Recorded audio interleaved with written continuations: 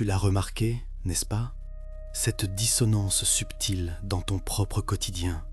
Ça a commencé par un détail infime, quelque chose que tu as mis sur le compte de la fatigue, peut-être du stress accumulé.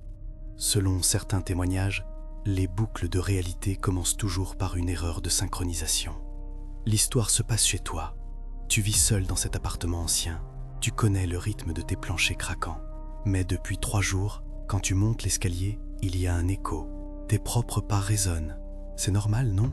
Sauf que cet écho est décalé d'une demi-seconde. C'est comme si quelqu'un, exactement comme toi, te suivait sur le bois usé, mais avec un retard infime, comme une ombre sonore. Tu as essayé d'accélérer? Le bruit fantôme accélère.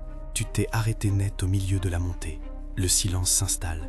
Mais à peine as-tu posé le pied sur la marche suivante, l'écho revient, parfaitement calqué, parfaitement en retard.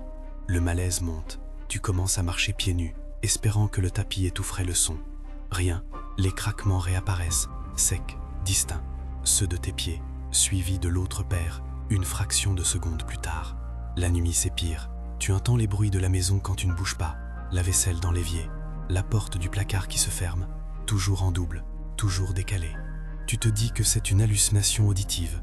Tu filmes tes pieds montant l'escalier. Tu écoutes l'enregistrement. 2 séries de pas nettes. Le son de tes propres pas est légèrement plus faible, comme s'il était aspiré par l'autre son. Tu te rends compte que si tu ne fais pas de bruit, l'autre non plus. Il imite seulement tes mouvements sonores. Alors, tu as tenté l'ultime test, celui que personne n'ose franchir. Tu es resté immobile dans le noir, retenant ta respiration pendant près de 2 minutes. L'écho a attendu. Et quand tu as expiré brusquement, juste un murmure, le son est revenu. Un soupir, ton propre soupir, mais plus lourd, plus lent, juste après le tien. C'est là qu'on comprend l'horreur.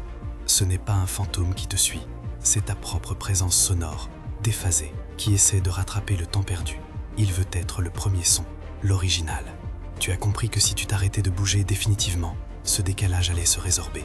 Mais ce qui reviendrait à ta place ne serait plus toi, mais cette copie sonore qui t'attend. Maintenant, quand tu entends les 2 séries de pas, tu marches volontairement mal, tu trébuches, tu fais des bruits ridicules, tu te bats pour que ton son ne soit jamais parfait, pour que ton écho ne puisse jamais devenir la réalité principale. Ne t'arrête jamais de faire du bruit, même si c'est désordonné. Sinon, il te rattrapera.